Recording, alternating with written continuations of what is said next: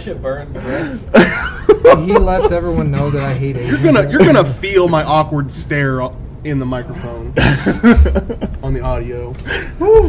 So the story on that is we were talking about the trailer for Meg, which is the shark megalodon. Yeah. And there's a scene where there's a wedding party of Asian descent, and they jump off the boat with their little yappy dog. And Adam's going on about how he doesn't want anything to happen to the dog. And he says, "Kill all the Asians. I don't care about that, so long as the dog survives." Don't you dare end that dog's life. Right. So we grabbed onto the "kill all the Asians," and it has been a running gag that he is anti-Asian. Yep, and all the guests seem to just go along with it. So you can be different if you want. He's gonna be so nonconformist that he's gonna conform and let you know how much of a racist piece of shit you are. You gotta be who you are. Okay. Gotta be who you are. You gotta save some of it for later. Okay, everyone ready? I guess. Yeah. Alright, I got that. Alright, here we go. Wait. Yes. When did you start? During the Asian comment. Oh, when was it doing the backstory on the Yeah. Adam hates all the Asians? I was trying to come up with a setup to get it in there, so I had to. That's what I came up with. Oh, fair enough. Okay. Okay. All right. Here we go. Clever. Yeah. Thank you. I'm getting better at it. Okay. That was me trying. Did I do good? No. Okay. So wait, did you get the Me dying? Mountain Dew through the nose on on the recording? Yes. That was pretty fantastic. Okay. All right. Here we go. All right, I'm not going to sound like Eeyore. Here we go. Hello and welcome to the 31st episode of Damage Control Podcasting, a professionally unprofessional look at the conventions, ideas, and genres of filmmaking. I'm here with... Daniel Newkirk. Joshua Snyder. Cody Dietrich. Aaron Carter. Go ahead and you always take over the guest introductions. Okay, great. You, the one regular listener, may notice that we've got a different voice on the podcast. That is Aaron Carter, a friend of the store, a friend of mine, friend of Snyder, a friend of Cody's. Not former pop star Aaron Carter, mind you. He does like candy. I can still beat Shaq though. Yes. I consider him a friend of mine. All right, friend of Adam's. Fair enough, acquaintance. Right on. We're digging it. He just immediately downgraded you. He didn't put you down yet. But he's like, I met you 5 minutes ago. You're a guy. It's a lateral promotion. Yep. Aaron, a friend of ours, commonly we call him Fro. So if you hear that is who we're talking about, is Aaron.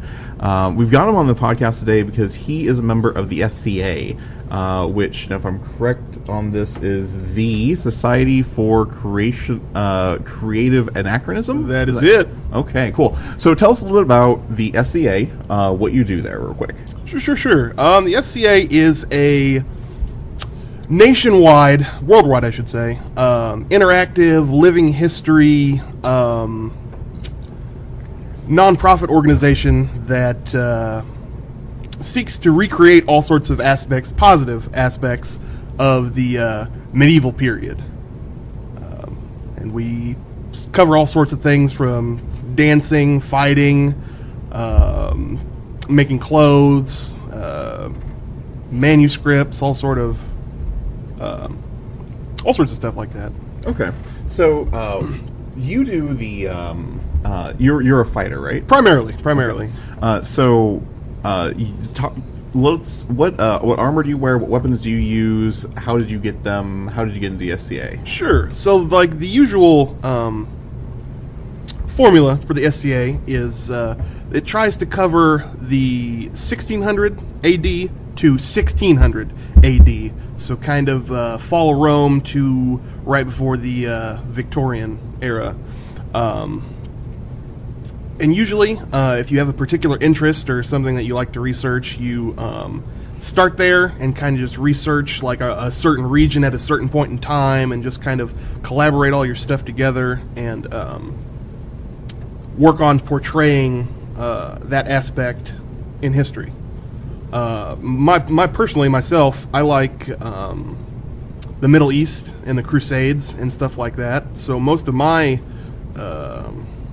equipment represents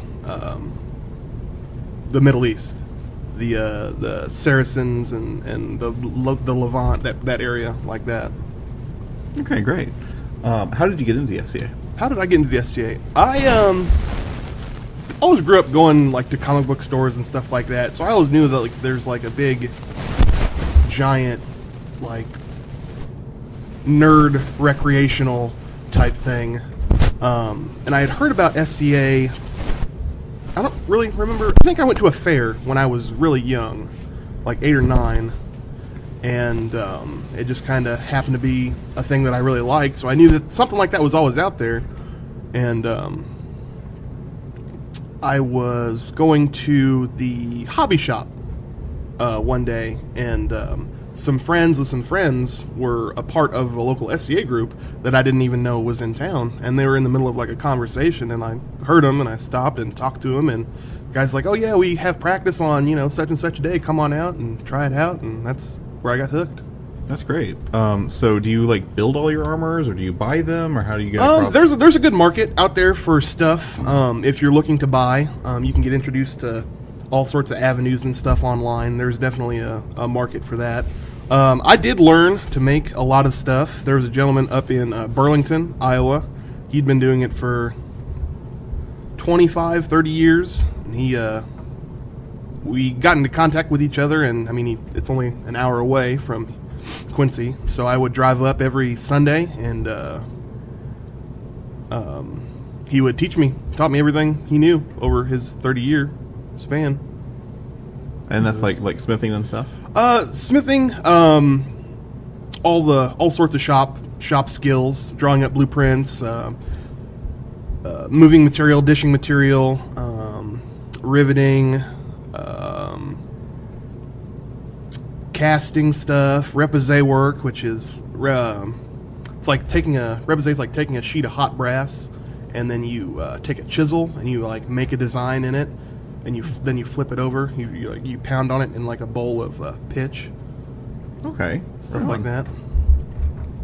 Would you say this is a way to make sure these skills or techniques have a way to stay alive in this modern day and age? Definitely, most definitely. You learn so many neat skills and just ways of doing things, and like one thing tends to seeg into another thing, and it all kind of collaborates and adds to the entire experience of recreating things. Like I've started off, just wanting to make armor, but in doing that I've learned about, styles of clothes, or just the time periods of certain armors, and the presentation throughout history on how armor has changed, and where certain armors come from in different regions, and all kinds of stuff like that.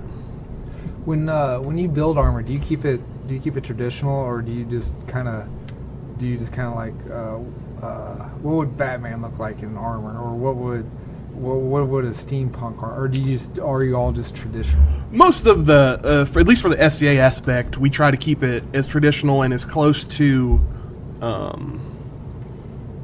Historic documented as close to documented facts as we can. But I mean, I have a lot of friends that do on the side, because of their costume making abilities. They do cosplay, and they go to steampunk conventions, or they just noodle around in the shop and they make cool stuff, jewelry, bracelets, things like that on the side. Okay, you are going to laugh, but this is a genuine question. Do knights have names like Sith Lords? Do you guys have like a Darth title? Sure, no, that's not. That's a genuine question. It's genuine. It's totally genuine. There is, in the society, there are basically 3 of the highest end types of involvement, I guess you could say. So at the highest end of fighting, they have the knights, which are your, as you would think, your historical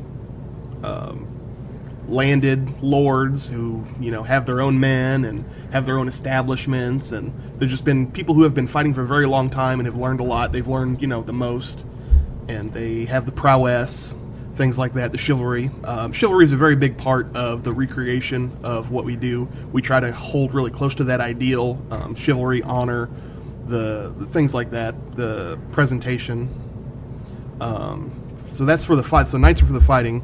for the like arts and sciences, making things. There is what's called the laurel, which is just like the grand master artisan making all kinds of things. And then you have for service, which is just, it's just kind of helping people out, being there, being supportive, putting effort forward, helping out the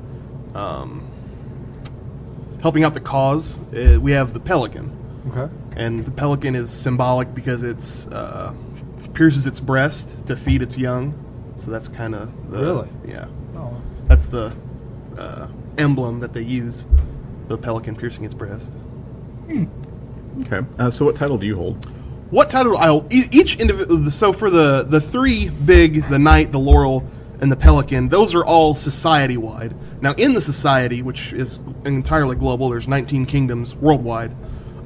Each kingdom has its own rule set for how things are dictated. So they have usually they will have what's called an AOA level, which is Award of Arms, and they have a GOA level, which is Grant of Arms, and then up from that they would have your knight, your laurel, your pelican, your like ultra level, high level stuff.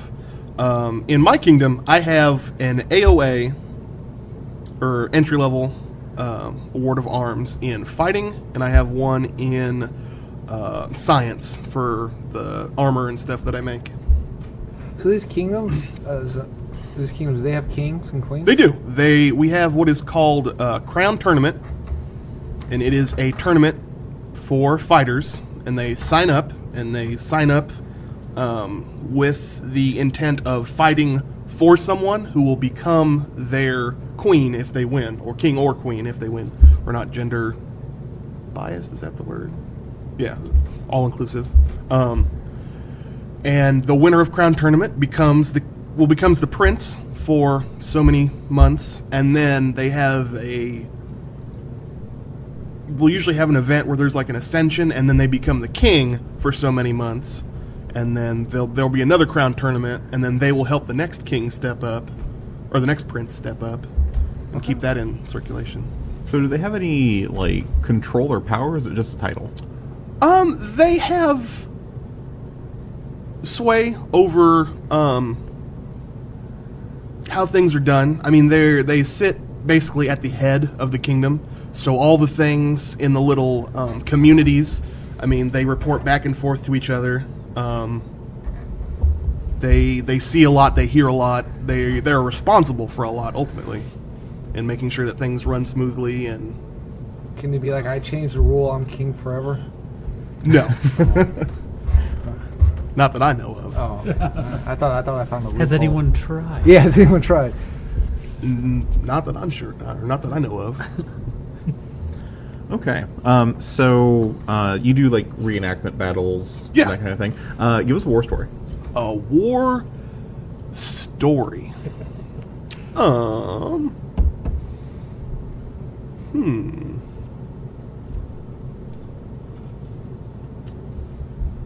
trying to think of a good one. Let's build up. We'll come back to that. We'll All right, we'll come back to that. All right, we'll start, then we'll come back. Yeah. Okay, so we got Aaron on tonight because of our topic, sword and sandals, and what I have cleverly called sword and sorcery. Oh. Oh, Yeah. you clever. Copyright. Yeah. Okay, so Aaron, we do. I always do trivia at the beginning. Okay. Oh, God. All right. So tonight is a crowd favorite, audio clips. Okay, I'm gonna play an audio clip. Y'all tell me what movie it's from. Remember, Super grown. sword and sandals. There's a gift card at the end of this, right? Sure. A gift card to Underdark Comics and Games. Yeah. I'm no. down. No? Okay. No? A gift card to Adam's Heart? Pass. Also down. You don't Also need to get down. on the I'll right pass track. on that one. Okay, here we go. First one. Remember the two types of movies. Daniel, stop cheating. For those who don't know what sword and sandal is, how about we break it down for them? Sword and sandals is you wear sandals and you have a sword. Womp womp. Fair enough. Epic movies, Gladiator, Troy, yeah, grand epic movies, Greek movies. Historical fighting. I get it. I movies. get into that. I get into Historical that. fiction. I define it in the middle of the podcast. That's a good place to put it for those who don't know when Yeah, they're right- listening. right in And the right in the middle. middle, Yep. not at the well, beginning. At the beginning. Yeah, everyone just fast forward to the let's call it the 45-minute mark. Yeah, that'd probably be fair. And then Adam will explain. And Adam will explain, and then you can come back to right now, which is like the 15-minute mark. You think they're All right. gonna listen to just the 45? time travel a little bit. I'll- You'll find out what the hell he's talking about. I'll time Maybe, I'll time depending it. on which Wikipedia site he went to, and then you can rewind back and then come to the trivia. I only use 2 Wikipedia pages. This is so- Supernatural Wikipedia and Wikipedia. and All right. Marinara Trench Wikipedia. You're gonna miss the first. Here we go. You're embarrassing me in front of the guests. Here we go. You're gonna do that yourself. It's fine.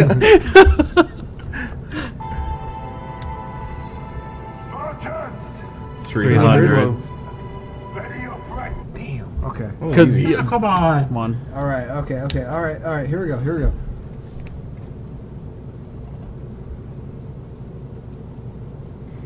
Hey, Blake. Did you say hey, Blake? Oh, I see. Men in Tights. Oh yeah. Okay. Here we go. I tried to mix it up, so it's not just one. Here we go. Next one.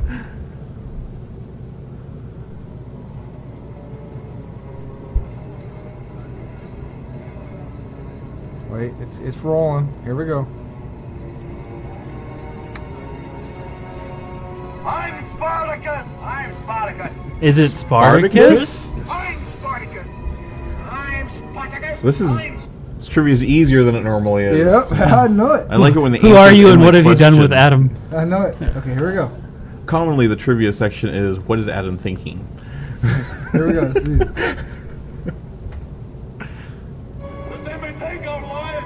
Braveheart. Braveheart.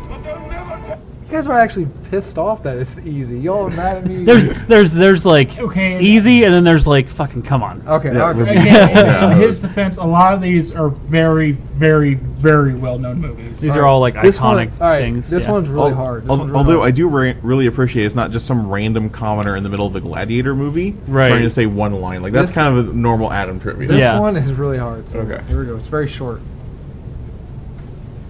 And my computer froze up. Okay, here we go. Release the Kraken. Clash of the Clash Titans. of the Titans. I know. What do you? Stop playing. Oh, that's That's fine. my ear. Yeah, damn it. I didn't even put it on the play. Okay, alright. This one might be a little hard. This one might be a little tough. Let my people go. It's the Moses Ben-Hur. movie. Close. You're Oh, right. no. You're close. It's the Moses movie. Think the man. Yeah. Ten Commandments. Okay. Starring. Charlton. Charlton Heston. Yeah. Okay. Here we go. That one seems like a non-choice. Musketeers. Which one? Oh. Actually, it's Man in the Iron Mask. Oh, is it? Yeah. Okay. Well, I heard the Leonardo Musketeers DiCaprio. talking. That's all I Yes. knew. Here, this is a hard one. This actually is genuinely a hard one. Here we go. Last one. I think. Last one. Here we go. Well, we folks of the animal kingdom. That is Robin Hood, the Disney one. Fuck off, really? That movie's fantastic. Well, hang on. That is a really good Do Robin do Hood. do do do. Yep. I knew that shit was coming. Okay. All right, so let's get into I watched it. that yesterday. Okay. Not surprised. Okay, so You almost got me again.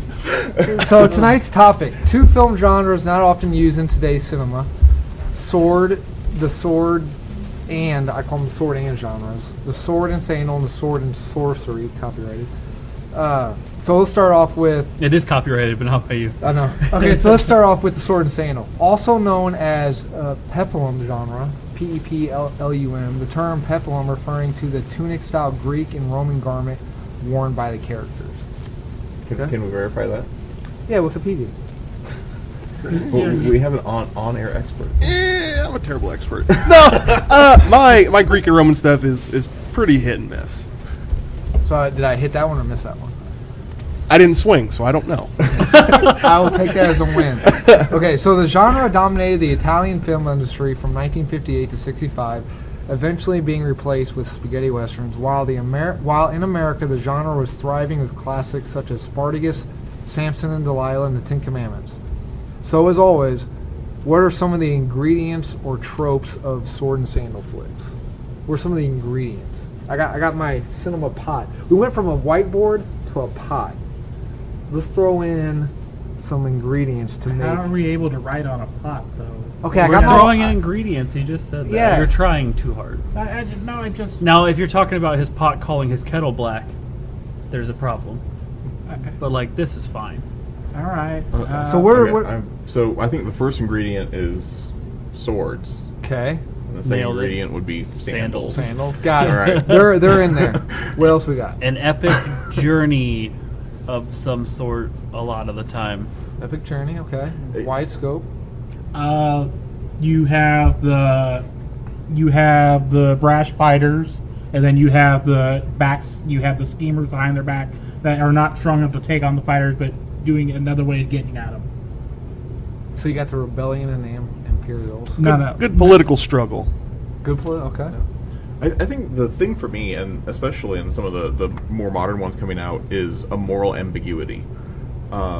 Like, you can watch the movie multiple times in multiple different angles, and you see a different bad guy every time, or different aspect on hero and villain. Example. So, an example, I recently watched the new Troy on Netflix. Okay. And every single time I watched the epic of Helena Troy, I can never decide whether the Trojans are the good guys or the Greeks are the good guys. Because there are so many things on both sides that make you go, well, that wasn't something a hero would do. Well, Paris did basically steal that dude's wife. Right, Paris steals the Greek, the Helen. Spartan emperor's wife. The Greeks go to war, but the Greek king has to kill his daughter to go to war. So that's like, okay, that's kind of a villain thing to do. And then you get into like the honorable duel between Paris and Menetides. No, it's a Menelaus? No, Men- that's not yeah, right. that's Menelaus? close. No. It's King. Menelaus? Archidamus' It's not brother. Agamemnon. It's Argonau's brother. It's Agamemnon's homeboy. Yeah, Menelaus. That sounds right. It's one of those things. It's That's meh. right. Let's move on. Yeah, Okay. yeah, King Mel. You have the fight between Paris and King Mel, and King Mel just Only his kicks close Paris's commandants ass. call him King Mel. Well, Because he and I Paris isn't a bros. fighter. Yeah, Paris isn't a fighter. Yeah. Right, but his brother Hector's the pimp. right, and that's fine. But Paris gets his ass whooped. But the Trojans don't hold up their end of the bargain.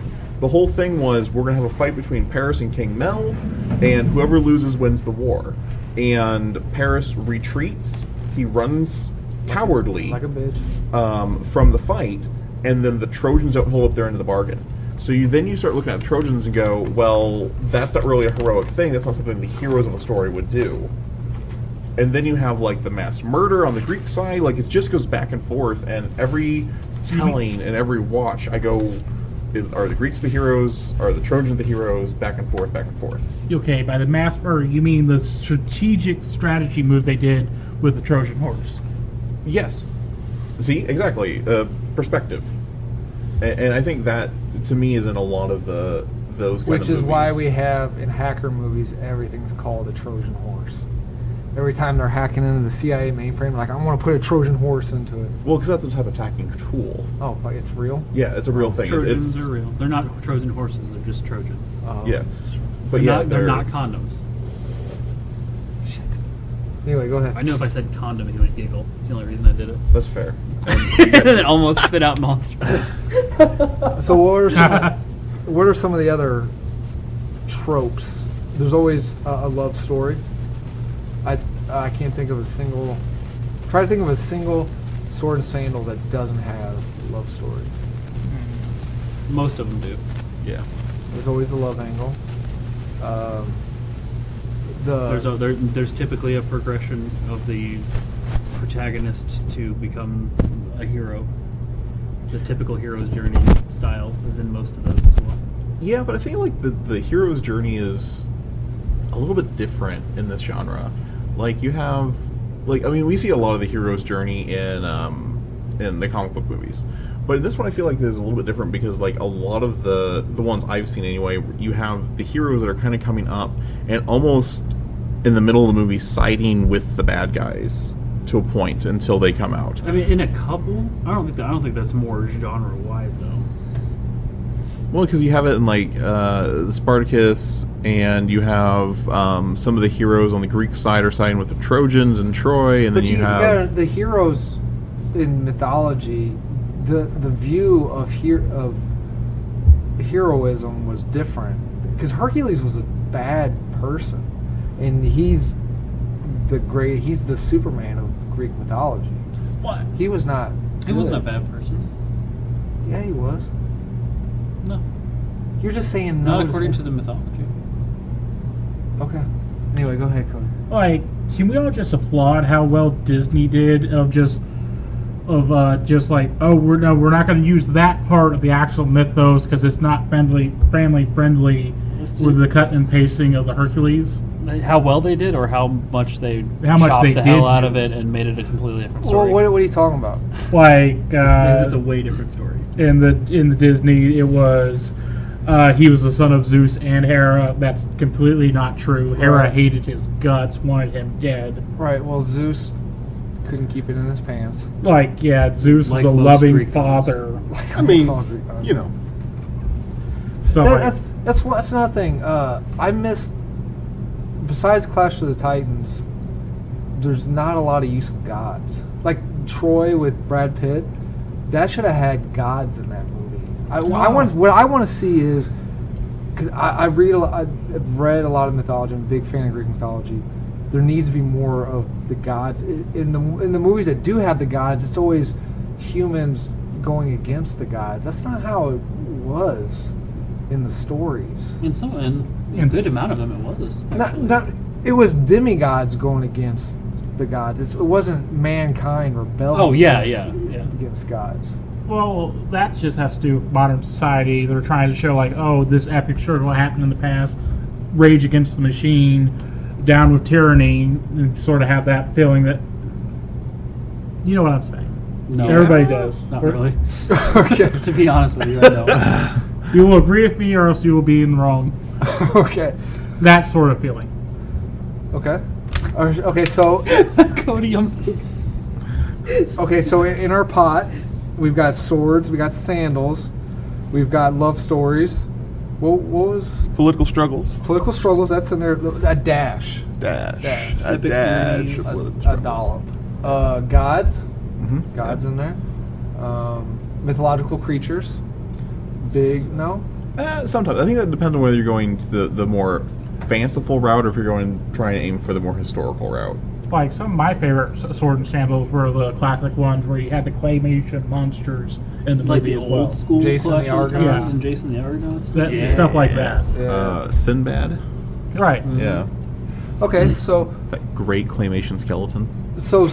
sword and sandals. Do we like them? What are pros and cons of sword and sandal movies? I like a lot of them.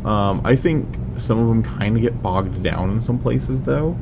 And for me, especially when you're talking about like ancient Greek ones, sometimes it's hard to keep the characters separate if they are just copy and paste and made all the characters look the same. Like when you're comparing Troy, like the Brad Pitt Troy, like I couldn't tell the difference between Paris and Hector or a lot of the other. You couldn't tell the difference between Orlando Bloom and Eric Bana. Not really, because they dressed them up the same, they talked the same, their lines of dialogue There's were like the a slight same. difference in their height. Sure. He doesn't look at height. Yeah, I'm height blind. Oh, excuse me. Wow, you're more progressive than I am. Obviously. But then you compare it to like the current showing of Troy, and Paris felt very different. Agamemnon was very distinct. Even Ajax, who has I think one speaking line in all 12 episodes, I recognized him out of a crowd. Okay. So I think the older ones sometimes it's easy to get characters mixed up. Okay. That's, I mean, wouldn't be a good Greek tragedy without a shit ton of characters, though. It's kind of what they do. Oh, absolutely. I just want them to be distinct and different. How would you suggest? Like one of them have a cool scar across the eye? Yeah, that'd be fine. Or again, I keep going back to Troy because it was so fresh in my mind. But all the Greek heroes look different. So Ajax and Agamemnon look very, very different from each other.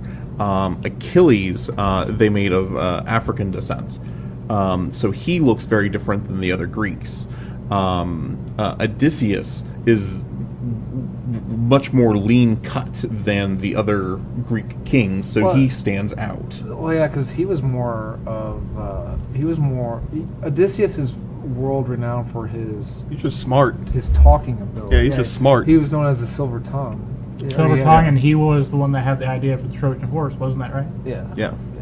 And his grandfather was supposedly Sisyphus. I don't know who that is. He's a Pushes dude the rock up the hill. Ah. Yeah, so I think as long as you can make them distinct in personality and or stylistically, they stand out a little bit better. Again, even if you go beyond just the looks of them, the only one who didn't get like a really unique personality was Ajax, and almost his lack of personality outside of combat is a personality trait. Did he have his hammer? All he really does Yeah. is throw rocks anyway. That's all he does. So in the Iliad is outside throw of, stones. outside of Troy, though, is that really an issue with the genre as a whole? 300 kind of had that. Well, I guess the Spartans. 300. I guess is- all you needed to know was who Gerard Butler was. Well, 300's based off of a graphic novel, though, so like Right. that's more similar to. Yeah, but the fall of Thermopylae was an event that actually happened. Yes, Yeah, but it's more. but that one's not. It's not as. It's more stylized for the graphic novel style but- than to be. Right, but there's a reason for that because the dude who loses the eye, he's telling the story. He's trying to pump. He's Flava Flav. He's trying to pump up the Spartans. So of course he's gonna say these elephants are 100 foot tall and these beasts that you haven't seen before. That's because Gary, who's been on the podcast before, he's big into war movies and he hates that movie because that's not realistic. I said, well, it's not supposed to be. It's coming from this dude. It's coming from a hype master. So of course he's going to lie and say that it's not. I liked that movie. Yeah, I'm not. Yeah, Yeah. I'm not saying it. All I'm saying is that stylistically it's different because it was based on the graphic novel and not off of more of the actual history stuff. So stylistically it's going to look different. That's what you're just. I'm just saying that. Right, but like I kind of walk away with how well do I remember characters, and in 300, I remember Leonidas. You remember half naked guys? You're like, yeah. Yeah, I remember the other characters, but I don't remember names for them. They don't stand out to me. Same thing with Spartacus. You know, Fassbender the- was in that movie. Michael Fassbender was? Michael Fassbender was in that. Who was Michael Fassbender? Okay, so you know the dude that goes back with the whip, the Persian that goes back with the whip, and he comes running, he cuts his arm off. Yeah. That was Fassbender. Oh, all right. All right. Huh. He had long hair. He looked good without a shirt on. And most of us do. But yeah. Anyway, I was so saying- like the Star Spartacus show, I walked away having seen the first 2 seasons 3 times and the entire series once, and I can tell you 3 names of characters, and that's it because none of the other ones were distinct. I didn't watch that. How did I don't know anything so? about that. How did they handle the lead actor died of cancer or something? How did they? Yeah. How I think they just brought in the new actor at season 2. So they didn't same character and everything. They didn't. Was it Spartacus that died? Yeah, it It was him that died. Yeah, he just had like kidney cancer or something, going to like remission, and then like he like died. So they did. Did they? Yeah. I mean, I'm sure they acknowledged in the credits, but they didn't. Same character. They just said, "Yeah, he just looks different now." Yeah, they acknowledge it. Like they come out and say, you know, that the seasons are dedicated to the actor who died. They do recast it entirely. But one thing I think they liked that they did was when they did the flashbacks to season 1 and season 0.5 for Spartacus, they reshot those scenes with a new actor rather than using the cut footage. Because there's a few scenes where they flash back to these events that happened in the first season because they're relevant to what's happening now, and they reshot the entire thing with the new actor. Okay. So I think, honestly, if you're going to have your main actor die, and you need that character to be alive, that's the way to do it. What if Is you not- Peter Cushing him? I think that's kind of disrespectful, not to the dead, but more to the living. Like, okay, there's thousands of aspiring actors in Hollywood, but we're gonna make our own as CGI. Thanks, guys. Okay. All right. So pros, cons. What are some of the pros of sword and sandal movies? I think a sword and sandal movie can take a story certain places that an audience will accept within this Realm of possibility. Well, yeah, you can have giant spiders without. I was just throwing it out there. Like you can have certain aspects in your story you can use as metaphors, whereas as in a different genre you couldn't really an audience wouldn't really accept. Yeah, you could probably do that in the more fanciful ones. I don't like historical ones. That's mine are all fanciful. I think personally for me, I like the sword fighting. I like the combat. And to me, those kinds of fighting are way more gripping and more compelling than like a gun shootout in any scene ever in any action movie. Okay, so do you like? I'm asking everyone, but you give your. I'm getting pointed. Okay. You get your point. So, sword fighting wise, there's the very graceful, very choreographed Crouching Tiger type sword fighting. Right. Wuxia, always good. There's just the hack and slash, two hands, just Gore. would you call that Viking? Just mindless violence. The Arnold. Yeah. Okay. The Arnold. There's No. The Arnold. No. Oh, my fault. And then there's the not as graceful but very balletic prequels lightsaber sword fighting. I mean, you can apply it to anything, but so and then I guess there's the classical style. Which do you guys like to watch? I like it to be in between the. I like it to look more like fencing Okay. in a way, but like less hand behind the back style, whatever. I want it to look like both people know what they're doing. I don't want some guy just swinging around like a madman. So But I don't want people like running on the air either. If I'm gonna watch like a sword fighting thing, I want it to look like they both know what they're doing. I want it to look Like it could happen in reality. like they're being strategic with what they're doing, like they're trying to outperform the other guy, get there and get in to find the hole and do what they got to do. okay. I think it just depends on my mood, because I love wuxia, and so like I can get by with the idea of like the graceful, artsy wire fu type stuff, because it's based on opera, and that's kind of all in the spirit of putting on a good performance and making things look really cool. But it just kind of depends on the mood. Like if I want just like some mindless violence, just watching blood and stuff, I'm happy with everything. Your hack Really, and slash. yeah. What was your? Personally, I like kind of a blend between the artistic style and the like the graceful choreography styles. The one thing that I have always found really impactful is like when you're watching two guys fight, and always seems out of nowhere when one of them gets cut and it's not a fatal blow, and that is always really impactful for me. So I like seeing, almost to a technical scale, when two guys really proficient with the sword are going at it. Okay. Can you have a sword and sandal movie? Yes. Wait a minute, I skipped something. Good answer. Wait a minute, guys. Are we time traveling? Nope. I haven't. I have not missed anything. Okay. Can you? Sorry. Can you have a sword and sandals movie? Oh, hold on, I might be missing something. Just give me a minute. I'm gonna. Dude, No, everything's fine. Go ahead, You're Adam. Yeah, I know. embarrassing. I'm fine. You're embarrassing me. Can you Oh, hang on, I have? gotta check I'm this doing real it. quick. I gotta check just Yeah. 1 second. I hate you guys so much. Okay. Can you have this genre? All right, it's good. We're good. Can you have a sword and is it in Asian cinema? I'm not racist. In Asian cinema, is there what's their version of sword and sandal? Would that be like the sweeping epics like Hero and? I think that's just wuxia. Yeah. So that would be their form of sword and sandal movies. What about? Did you see 47 Ronin? The Keanu Reeves. Yeah. Yeah. You like that? Eh, Yeah. That bad? Jesus. You like Keanu Reeves. Like I can't. You know, can't downvote my boy Keanu. But Thank you. At least you like Keanu. So could you have that graceful sword fighting in like Gladiator? Could you have Russell Crowe doing the very graceful?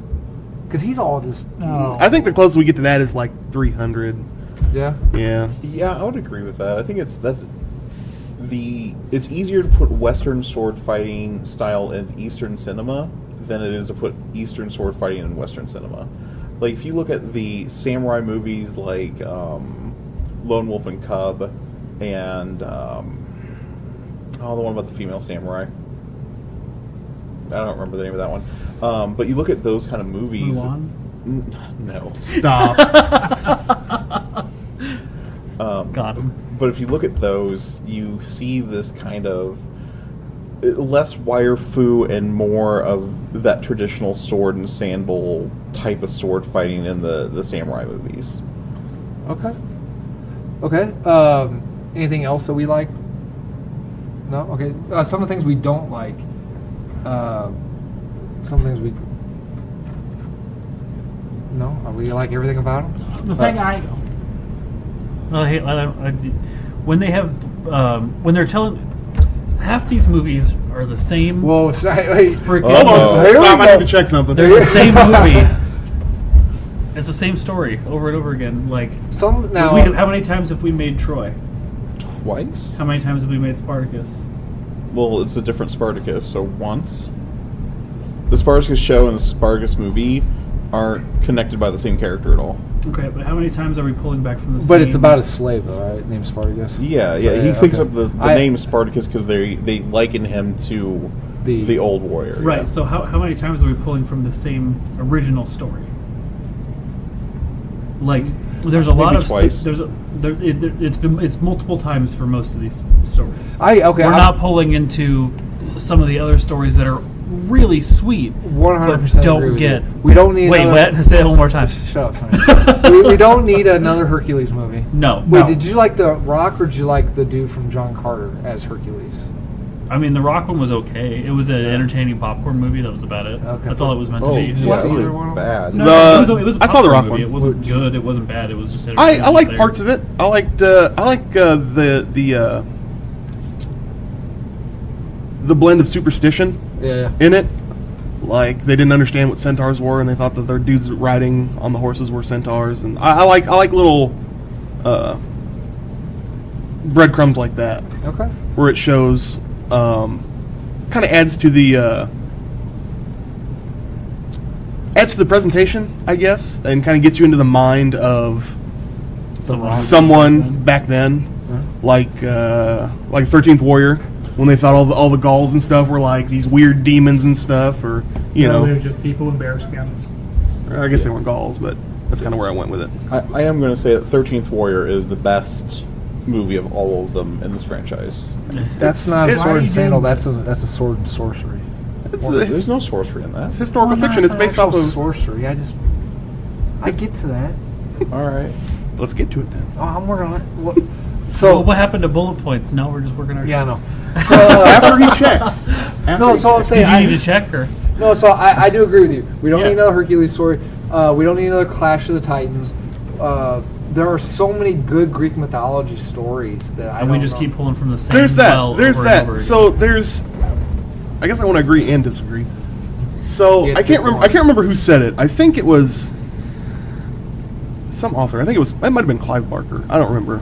I read a I like blurb. where this is going. Read a blurb about it, and he said at the end of like this statement, he said, "Humans will always sit down and listen to the same story." Yeah. I agree And if with you that. look at the Iliad, I mean it was an oral tradition story before it was even ever written down. So it has this built into it this repetition and like being spread and being told again. So I think it's just kind of what we do. We're always going to want to see an old story presented in a new way. Well, Daniel owns a store based on old stories presented in a new way. Right. Batman, Superman. Right. We're always going to want to see iconic heroes doing iconic hero things. Yeah, I mean the modern comic book hero craze goes back to Greek origins. I mean, without the Greek superheroes, Odysseus and Agamemnon, Ajax. You really need to watch something else besides Troy. Yeah. Well, no, because those are the major characters in the Iliad. I know. Yeah. Never mind. I was just, Anyway, and you got Hercules and Perseus and. By the way, Clash of the Titans is bullshit from someone who likes Greek mythology. Yeah, it wasn't Perseus did not ride Pegasus. There is no Kraken in Greek mythology. Anyway, I'll shut up, but that makes me mad. I'm with you. I interrupted you as always. Anyway, I was just saying that our modern day superheroes hark back to Greek superheroes, and even them, you can say those aren't the origins because maybe they go back to the Macedonian and the Babylonian superheroes like Gilgamesh. Oh, I love Gilgamesh. Yeah, I had a history teacher who described Gilgamesh as the Babylonian Chuck Norris. Yeah, he was. Yeah, he had a fist for a chin too. Okay, so Did you say you want somebody to fist your chin? yes, Just I checking. hope that came through the mic. I'm pretty sure Chin Fisto is a Star Wars character. Just saying. So recent uses of the genre include the 300 series, The Immortals. Have you seen The The Immortals? Immortals, yeah, with Hyperion, and yeah. Yeah, that's I- an amazing movie. Did you like it? I saw it in the theater by myself. Really, Yeah. What'd you think? I like. It's a beautiful movie. It is. I like that cinematography. It's good. The two Hercules films, Pompeii and Exodus: Gods and Kings, starring Batman. Which one? The good one. The Rogue one? I did it for you. And you didn't even George Clooney is in that movie. Oh. Man, Sorry, '90s kid. I make that joke Adam. later in the movie. I make that joke later in the movie. You had it written in your script Yes, I did. to make a make the George Rogue Clooney One joke? joke? No, to make a Rogue One joke. That's so bad that you have to write it down and you can't just force it naturally in a conversation. So Force it naturally. So anyway, That's what she likes me to call it. So anyway, Exodus: Gods and Kings had a budget of $200 million. It grossed $268 million, so it at least made its budget back. The Rock Hercules had a budget of $100 million. It grossed $144 million. Not Marvel money, but it's making money. So it's got a niche audience enough to. Well, The Rock probably helped that one out. But What about that movie that looked really terrible that had the guy from Game of Thrones in it? The Egyptian-based movie, Gods of Egypt. Gods of Egypt. Yeah. That one. I'm curious how much money that didn't make. that had 'cause Gerard looked Butler terrible. in it too. Yeah, that Yeah. one actually. It looked I'll terrible. look that up. It That was okay. It wasn't don't great, Remember but that one? I couldn't get through yeah. it. I couldn't get. Gerard Butler plays Set, Yeah. and I think Who- I remember. I think I Nikolai sat plays down to the watch it. hero, I just I don't just remember. remember. That's the one where didn't they like shapeshift in that one? Yeah. With the giant. Okay. Yeah. and then there was I think it had the raft, and they were rafting down the Nile at some point. Yeah, all And the the trailers giant just tree. looked like that movie looked terrible. Now, my mom is the biggest Gerard Butler fan you have ever met, and she watches all of the movies. So I get to hear how great every Gerard Butler movie is. It made its budget back. It had a budget of $140 million. It made $150.7 million. Squeaking that one out. Yeah. Way So- to go, At boys. least you don't owe anybody. So anyway, it's got a niche audience. Okay. Is there a way? Has this? Why am I so tinny? Hello. That's just your normal voice. Oh, okay, good. So, has this genre of film been regulated to just every 5 years, or a TV special, or if some famous celebrity wants to do it, or is there a way to breathe life back into the genre? I don't think it's been regulated because I don't think the government has anything to do with that. It might have been relegated. He's such a dick. You all know I can't use words. Well, hey, you and your Pacific Ocean need to leave me alone. See how they treat me? Yeah. These jokes are harking back. I'm nervous. So anyway, is there a way to bring this back up to the? Can this be the replacement for the comic book movies? No. Will you watch your whore mouth? Not for a while, at least. Like, it's gonna take. The comic book movies are way too Yeah. huge. Comic book movies are kind of just the thing right now. Is there something that we could do? We can take some comic book person that can time travel and put them back in time and make a movie that way. Finish your sentence. That was my sentence. Booster Gold movie, anyone? No, I'm just saying. Is there any? Yeah. No. I want to watch him go back in time and just Okay. ruin things. No, I'm No, not. he's like putting up little like hollow videos promoting himself all over the place in like ancient Greece. People are like, "What are these gifts from the gods?" No, I don't mean use that as a backdrop for one film. I mean, bring the genre back. Is it just now Netflix? Is that the only way, or can we bring? Because I mean, Batman and Gerard Butler couldn't save it. So I think you can. I think what you do is you have to come... really. Oh, there we go. I think you have to come back to the well, and you have to go back to the roots of it. Okay. So, like Josh said earlier, they pull from the same stories too often. But that's the great thing about Greek and Roman mythology is that there's so many stories to tell. Agreed. And I think the problem is that too many of them do too much. For example, Hercules. You could do a Hercules movie if you didn't try and fit all 13 labors in one movie. 12. 12. It's all 12 labors in one movie. Well, you count killing his family, it kind of is a labor. Or tell it. I think it was probably sweet. It was You hard can, work. you can make it a montage. He doesn't do that much. Chases a boar, kills a bird. You know. Well, why can't we ever see the one where he cleans the stables? I mean, Yeah, that one's kind of left out. That one's the most. That's always the forgotten Oh yeah, and the task. seventh That labor a- was done. Let's go to the next one. They always just kind of bypass that one. You know what? I want a Greek mythology MCU style. I want to start with like Kronos and the Titans. I would love to see that. I would love to see the Titans story. I just want to watch movies about the Titans, like the spawning of the gods, and then Kronos and- eating his children. Right. Oh, fuck yeah. Kind of like when Adam. Never mind. Yeah. So there's.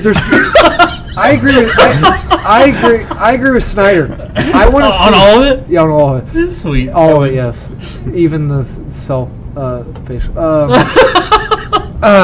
I want to see.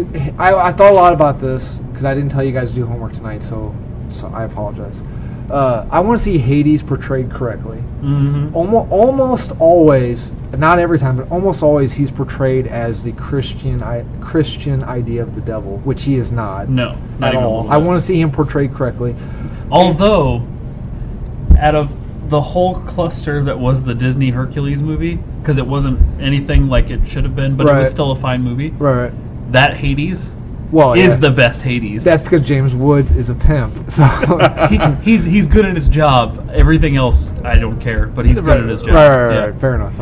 Yeah, I want to see a good. I even not the one we don't, not the name that we do not speak, but his brother, who portrayed Hades in the Clash of the Titans. I didn't even like that. Which name did we not speak? To the thing we don't speak. Voldemort's brother. Fiennes? Fiennes' brother. Yeah. Or no, was he the same one?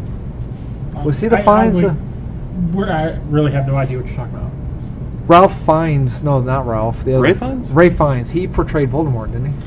I think Yeah. Ralph Fiennes was Voldemort. Oh, okay. Yeah. Well, his brother then was Hades. Yeah, Clash of the Brendan? Titans is not good. Yeah. It's fine. So I want to see Hades, and I want to see. I was thinking about what story would I want to see. I want to see Bellerophon done, the true origin of Pegasus. He is a hero, much like. Do you like He-Man, by the way? Yeah. Get them. All All right, I'm out. Thanks. No, okay. So much like He-Man, like he is a solidly moral hero. Like his moral compass is north all the time, and his story would be awesome to tell. Especially nowadays, where even Captain America's moral compass is gray. I think that would be cool. That would be an interesting story. I think I would like to see the story of Persephone. Oh yeah. And Oh, yeah, I'd be down with and that. her and is it Demeter her mother? Artemis. No, Artemis Demeter. is Damaris' sister. Artemis is goddess of the hunt. Right. I thought. And she is the eternal virgin, so no. Anyway, go ahead. I'll look. Yeah. Anyway, Persephone and like the conflict of Hades taking Persephone as his wife, and that is a story I would be very interested in seeing portrayed. Demeter. Yeah, you're right. Sorry. Yeah, that'd be really sweet. There's so many stories that we don't see, and it's so frustrating because a lot of them are very good. I agree. And if done correctly, could be great. I feel films. kind of sick. This is the most I've ever agreed with Snyder. It's the and last time it's and ever I going to do not happen like because I'll it at purposely all. not do it from now on. You'll say something, I'll be like, "Damn, that's good." No, that's stupid. Yeah, you idiot. Oh, I really like it. So I think another reason maybe why we don't see him is the budget.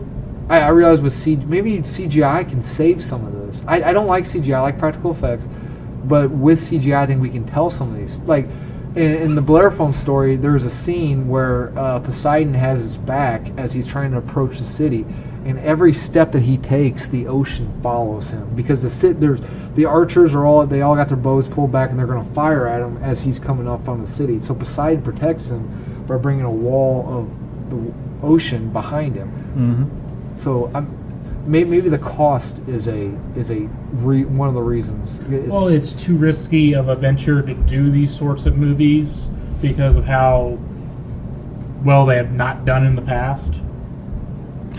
I think that's part of it. I think part of it also is some of the stigma around some of those mythologies. Because you look at Greek mythologies and Greek heroes, and you are filled with things that we find taboo in our normal lives. It has Incest. Yeah, incest. They love banging their family. I hate to say it, but there's a lot of homosexuality, and that has been... That's not really way less of a problem Yeah, now. that's not really taboo. It's right. It's not a taboo concept now, but it's still one of those kind of hot button issues that every time we have a homosexual character in a movie, there's uproar on the internet about it. That's like 5 guys in their mom's basement. They don't matter. I agree. It's We a don't vocal want to minority. our sweet movie anyway. That's We're not in our mom's basement. We're not in There the are basement. we're not in the 5 basement. Okay. I don't If live Tyler with were her, here, thank you. we'd She have moved out 6. last week. Tyler, we're mad at Tyler. Yes. But I think that's the kind of the things that big Hollywood producers are going to look at and go, well, we don't want the backlash. Even if it is just 5 guys in a basement, it's... that's not a bad name for a segment. It still is producing negative publicity for the studio. And then you have, like, the issues of underage, because the age of consent in Greek apparently was 9. Actually, It was super a lot young. of times in Greek mythology, consent doesn't even matter. Right, and then that was Yeah. my last point was rape. Yeah. So you've got a lot of hot button issues in the traditional telling of a lot of There's Greek a YouTube mythologies. video called 5 Guys in a Basement. No. Anyway, sorry. Okay, So so you guys keep saying 5 guys, and now I want to go get a burger. and fries. Okay, Why is there not a 5 Guys around here? before It's like expensive Hardee's. You're expensive, Hardee's. Thanks. before we move on to sword and sorcery. Oh, go ahead. I actually got maybe an out to this. It wouldn't be traditional Greek mythology, but you guys know the God of War franchise? Yeah. Do a God of War franchise movie.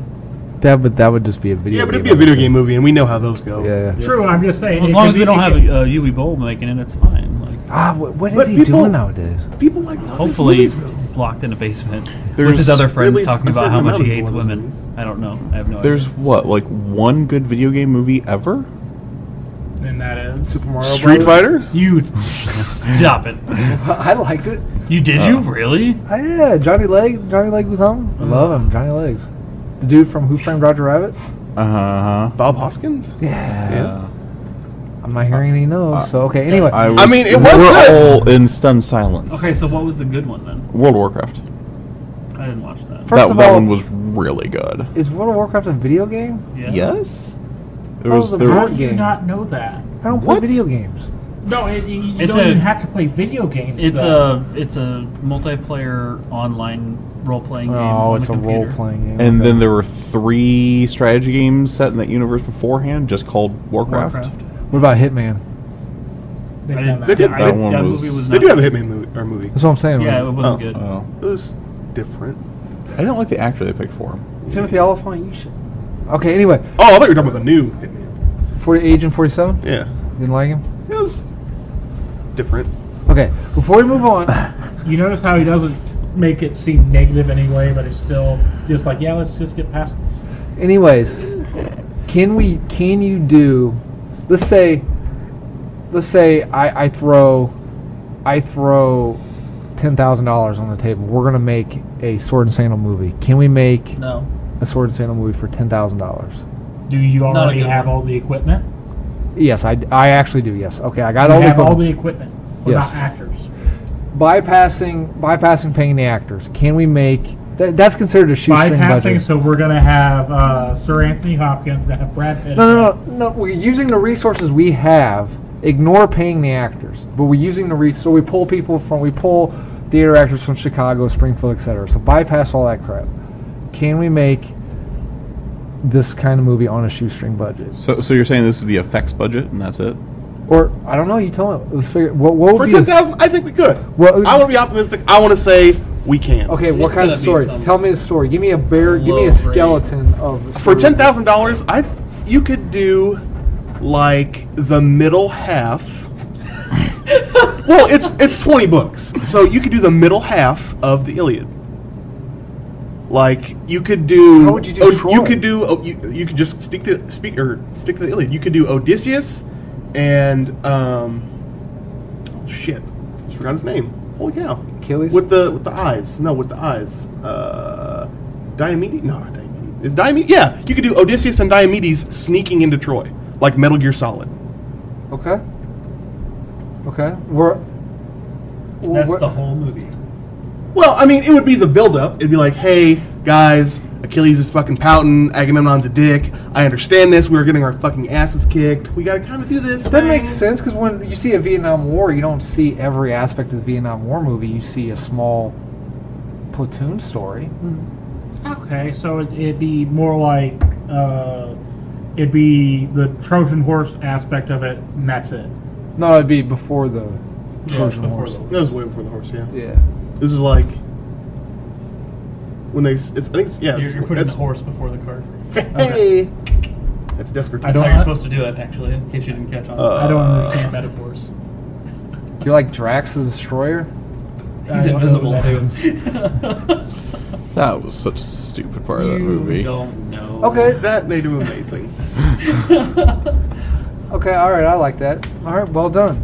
See, you actually participate. These two. Well, you I know. don't about these two. Okay. Hey, okay.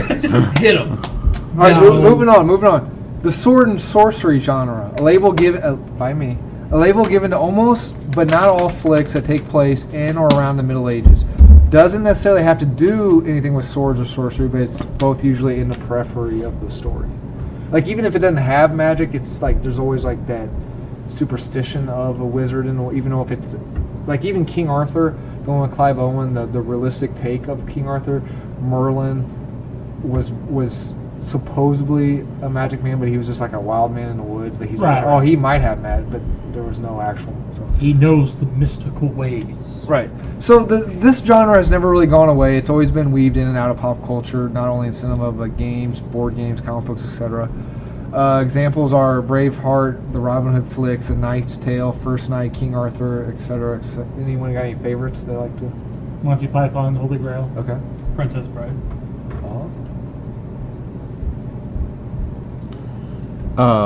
They're all looking at me. I have to decide on a favorite. Kingdom of Heaven. That one was That's my Jimmy Jam. You like that one too? I like the Kingdom of Heaven. Yeah. Wait, was that Orlando Bloom? Yeah. Ridley Scott. Yeah, I don't know. Like, it's hard for me to nail down a favorite on that particular genre. Like, they all have things that are good and things that are bad about them. I think I'm going to come out here on a limb and have an unpopular opinion. I think my favorite one of those is called Black Death. Sean Bean? Nicolas Some of the Cage? guys No. in the movie. Yeah, Probably it's right. Nicolas Cage? Nick Cage and Ron Yeah. Perlman. They play warriors who are coming back from the Crusades, and England is beset by the plague, and they're tasked with escorting the queen, or not queen, a witch, that they think is the cause of the plague to a holy house, and then weird shit starts happening to Are you them. talking about Season of the Witch? Maybe Yeah. it's Season of the Witch? Yeah, Season of because the Witch Black with Death Nicolas has Sean Cage. Bean. Black Oh, Death- okay. Season of the Witch. I'm sorry, that's Season the of the name Witch of with it. Nicolas That's a- Cage and Hellboy. Good song. Yeah, Ron Is that the one Perlman. where he's screaming about the bees, or is that a different No, one? No, that's that's Wicker Wicker Man. Man. Wicker That's right, Man. yeah. Yeah. Season of the Witch. That's a good song too. Let me get back to my script. There's here. a YouTube video out there where It's it's just a not, 10-minute loop of him screaming about bees, because I'll watch it. no, it's There not, probably it's not is. about Sean Bean. It's basically what would happen in every movie that Sean Bean has died in if he had actually lived instead. Well, he murders everybody if he doesn't die, right? Yeah. Yeah. Okay, He so has to die to save the world. Yeah, but the voice actor to get for him is just hilarious as hell. let me push over this pot of sword and sandal crap. So now we got the skillet. Don't spill our soup. We worked on that for an Right, hour. right on. Damn, it's Daniel. all over the floor. Right on floor. Flow. Right on the floor. Let me lift this. There we go. Okay, so we got the new one here. So you got rid of your pot, now you have your kettle? Yes. Okay. I got a handful of stuff. What am I throwing in there? Ingredients for sword and sorcery. What we got? A young ward. Swords. Damn it. Sorcery. You got Nailed it. Bows and arrows. You just reused my joke. Yeah. That's the best part of jokes is when you reuse them, obviously. That's why you like Ragnarok so much. Unexpected monster. yes, I see what you did there. unexpected That was all for monster. you? Unexpected monster. Oh, give me an example. Wait a minute. Nope, not doing it. Right to Princess the back of the Bride. head. The rats of unusually large size. It's just like, oh, I don't believe they exist. Bam, giant rat. Okay. But is that a trope you have to have in all of them? No, I'm just saying that's one of my favorite things. Oh, Like, my oh my favorite. crap, my crap. Oh my crap! or it's like a completely normal sword Cody's fighting always got movie the until best like, oh my one-liners. god, there's actually a magical creature here. What are we gonna do? Okay. Wait, dragons are real? What? The troll. Like the troll under the bridge style thing, like that kind of stuff. Yeah. I tend not to like the ones that got battles on them because they tend to become a cluster of visuals that I can't follow. Like I like the intimate sword fighting. Is sword fighting like a was that like is that a practical? Well, of course it's practical because you can actually. It's self-defense, if that's what you mean. Right, no, but I mean like Wherever that falls on your list. no, Wherever. I'm trying to think. Above, below water, food. No, I'm trying to figure out how do I want to phrase it. Like, what was sword fighting like during an actual war? Was it like just a cluster of people just swinging wildly? What was it like? From the recreations and stuff that we do, on our level, it's very much is a big battle when two forces come into contact with each other. It very much is a cluster of just Trying to kill you. they're trying to kill you. And news. That's war in real life too. No, but I mean, like, I don't enjoy what I like an intimate sword fighting, a sword fight. More of like When- a dance of death rather than just a rah. Yeah. Okay. So Yeah. I enjoyed the Darth Maul, Qui-Gon Jinn, Obi-Wan Kenobi sword fighting. I enjoyed the. You are the only Star Wars fan in I know, yeah. That fight was dope. I was- enjoy. I'm not a it was- Star Wars fan, though. I enjoy like the fighting in Hero, House of Flying Daggers. That kind of sword fighting I like. Rujal will never not be dope. Zulu from this Trek reboot was cool when he had that sword. That sword fighting Oh, was yeah. cool. Who? Zulu? Zulu. Yeah, Is that not Zulu. Zulu. It's Zulu. official. Is that not right? What is it? Sulu? Zulu. Commander Sulu? Sulu? Not Commander Sulu. Is his name not Zulu? Did I just make another Instead of Asian Z, it's an racist? S thing, and yes, you did. Sulu. Sulu. Sulu. Yes, Just Lieutenant made another Sulu. racist comment. Oh Shit. my. I wasn't gonna do it now. Like I don't like the new sword fighting, like just I mean not the new, but I don't like the chopping wood. I don't like that kind of stuff. Because it was reality? Yeah, probably. Okay. Well, let's get an opinion on that. How is cinema sword fighting compared to a real life sword fight? And what do you prefer to watch in a sword and sorcery copyright? All right. So with the whole like movie aspect, like a lot of movie things are just Hollywoodized. I mean, like you're trying to tell a story. People want to see action and drama. So like the sword fights are drawn out. They're not based on being accurate because, frankly, being accurate is boring. You're just one dude trying to kill another dude. I mean, like in the UFC when two dudes are getting in onto each other and they're just grappling and rolling around, the ref just breaks it up. So, kind of, that's what I'm trying to get at. It's just Hollywoodized. They make it look flashy and flowery, and it just adds to the visual drama of what you're trying to watch. Gives you something to pace. It just kind of depends on my mood, though, because I mean, like, as much as I like history and researching things and figuring stuff out, like, I like the fighting aspect and the martial art aspect of figuring out like what was practical, how things were actually used, but I mean, if I'm just in the mood to watch a movie, I can just like turn my mind off and just go with the flow of just like, oh, okay, yeah, that totally works. Okay. On that similar subject, so in every Hollywood movie ever, armor does nothing until it's the main hero and it's reinforced by the plot. Oh yeah. How much does armor actually do when you get hit with a sword? Well, I've never been hit by a real sword. I've been hit by the weapons that we use, which are basically made out of wood. I have a lot of friends that do international medieval heavy combat. ACL is what it's called, stuff like that. IM, International Medieval Combat Federation, IMCF, yeah, stuff like that. They travel all around the world, Spain, Czechoslovakia. They go over to, Eastern Europe and do stuff like that. And those guys get hit with, like, real steel swords. But it's kind of not the same because, I mean, the stuff that we have nowadays is made to be safe, where back then, like, you had to eyeball something when you made it, and stuff could fail all the time. Swords could break and stuff like that. So the armor that we have nowadays for recreation is still safer than What they actually what use. would have been. Could they stop a bullet? A bullet? So, during a certain point of time, during like the 1400s, 1500s maybe, they had, armorers would do what's called a touch mark. And it would basically, he would make a breastplate, and then he would go and he would shoot it with a musket. And you would look at where the bullet hit, and you knew that guy knew how to make good stuff, because it would stop a bullet. But I mean, back then, the firearms were iffy, and it had to hit you just right, and it's kind of one of those things. But that's what armor does. It takes a killing blow and turns it into a wound instead of something that just outright kills you. Kind of lost my pace there. Where are we going? No. With No, that's I'm great. just kind of absorbing and responding. We got my kettle. We got me kettle here. So We got me kettle here. So what else we gonna put in there? Chivalry. You talked a lot about chivalry. Yeah, I used your. Do we want to dash? Virtues? Do we want to dash, or do we just want to just pop the cap and just? If you're popping a cap, you're not using chivalry. How much chivalry? how much chivalry would you like in your?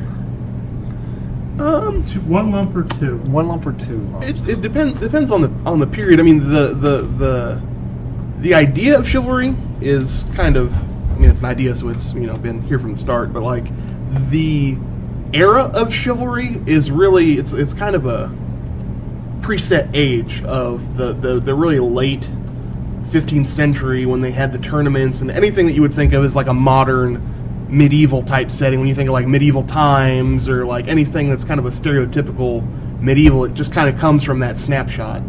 Whereas like as some parts of the world, like the Gauls attacking Rome, like you're not going to have much chivalry there. Like you got your state you're trying to protect, and you got dudes running out of the woods trying to kill you. Like there's not a whole lot of time to, Take up your arm. Right. Deeds of land and honorable duels and stuff like that. So it really just depends on the backdrop. Okay. So like, I mean, obviously the later you get, the more you're probably going to see the chivalry. So more of like the Three Musketeers. Yeah. Somewhere in there. Like the Dark Ages, probably not so much. Or there would have been some, but it's kind of like a romanticized type thing. Like if you think of like Richard II and Saladin, like they were trying to kill each other and take each other's land, but like they would write each other letters and they would like give each other gift horses and stuff, and it's a foreign concept. Shouldn't look a gift horse in the face. Yes. that right? Did I do that And right? the- it's No. mouth, Shit. face area. I'm gonna agree with you. I Though. thought everyone's looking. I was like, fuck, I didn't say that right. No, it is not. Okay. So that kind of reminds me of the whiskey war up north. Have you guys heard of this? It is a war between. It's a war that's currently going on, and it's between, I believe it's Canada and Denmark. And there's an island that has zero strategic value. And when Denmark comes to this island, there's a Canadian flag on it. They lower the Canadian flag. They conquer the island by raising the Denmark flag, and they leave a bottle of whiskey, and they leave. And then the Canadians will do the same thing. The Canadians will send a force out there, lower the flag, raise the Canadian flag, take the bottle, leave a bottle of Canadian whiskey, and back and forth. And it's an ongoing war that's been going on for I want to say it's 60 years. And it just keeps going on and on and on. Wild. Yeah. Anyway, so that you tell them about the two the warring kings and giving each other gifts and things during the war just kind of remind me of that. Okay. I'm gonna look up make sure it's Canada and Sweden. It's Canada and somebody. So, okay, so we've got swords, sorcery, chivalry, unsuspected monster, some recurring. We talked about the same old Greek mythology characters in Sword and Sandals. Some of the reoccurring stories would be your Robin Hood, King Arthur, Lancelot. Beowulf. If you guys were to tell, budget's no problem, actors no problem. If you guys were to tell your sword and sorcery film, what would it be? I would tell the story of, I think, not Arthur, but the person that owned the kingdom right next to him. Lancelot. No, Oh, I don't. no, just I'd actually make a comedy out of it. It's like, how come nobody ever comes to attack my castle? Or so he's building a fence over on his property line. Make it just like a really cheesy sitcom style. Yeah, I'd be fine with Like that. Arthur's kids are partying too hard while he's out of town.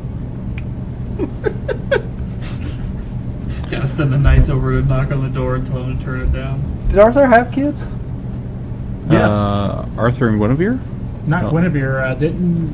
Oh, Arthur and his sister did. Yeah. Oh yeah. Yeah.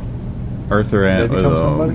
Mordred. Yeah, it was Mordred. Yeah. Yeah, it was the Black Knight that made the kingdom fall. Okay. Yeah. All right, that's Cody. What story would you tell? For Sword and Sorcery, I think like Sword and Sorcery. For me, I want to see a more political style of movie. Like I want to see Let's go. a British, maybe French, maybe the War of Roses or something like that. And I want to see like warring houses trying to gain control of the monarchy. There's a show for that already. Not a good one. Whoa! Whoa! Wait, if you what? don't think that show's good, What show are we talking about? Game of Thrones. It's literally based on War of the That's- Roses. It's everything he's That's talking based about. on the French. Well, the War of Roses was France versus England. Wait, but yeah. Game of Thrones is not about the French. I want no part of it then. It's based. I mean, it's loosely all on kind War of the same Roses story. and stuff. Somebody dies and leaves a lot of shit behind, and everybody around the room starts staring at everybody else, and then So I take it you guys Violence. are, by judging by that reaction, you guys are big fans of it. I watched is Game of a Thrones. Fantastic show.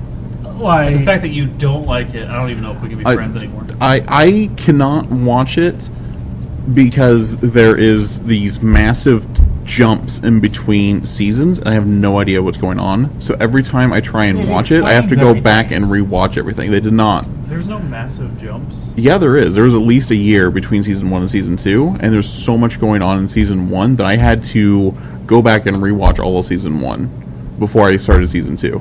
So I will acknowledge that it's probably a decent show. People love it, and I will watch all of it when it's done, so I can watch it in one sitting. But the fact that the show can't maintain my attention from season 1 into season 2 without forcing me to rewatch the first season, that's a big negative thing for me for Game of Thrones. Daniel, I Maybe think it's your retention. Daniel, I think between It's this, not. I think between this and your Harry Potter comment, you're about to be killed. I might be. I might be. Like, we can disagree on a lot of things, but this is a sticking point. I don't know anymore, man. No, and I'm not saying Game of Thrones is bad. I'm saying the way that they have released Game of Thrones is not conducive to how I like to watch. How I need to be able to watch that type of show. Okay, so it's you problem.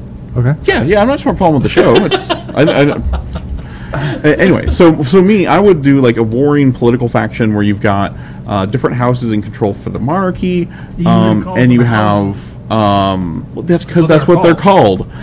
You have like noble duels and people getting control of things where you see like the jousting and like tournament things, but you also see like the political backdrop as well. That was all in season 1. Cody's not getting off of it. So so basically you want to see a better Game of Thrones. I What? Whoa, hey, Stop! hey. Hey, if they make a better Game of Thrones, I'm in because that was gonna be the best show ever made. I'm neutral, buddy. I am neutral. You're on a line, Adam. Whoa. Okay, Aaron. No money. No money. Money's not an issue. I mean, What story- just what for story like you a look me, at? like just putting a personal stamp on like, I could point to a billboard and be like, yeah, that's me. I would totally do like Joan of Arc with like Margot Robbie or something. But That's just like a personal yeah. checklist, like me thing. Okay. No big deal. All right. I would I'd do. burn her at a stake. Hey, Yeah. Wow. I'd put her in some men's clothing.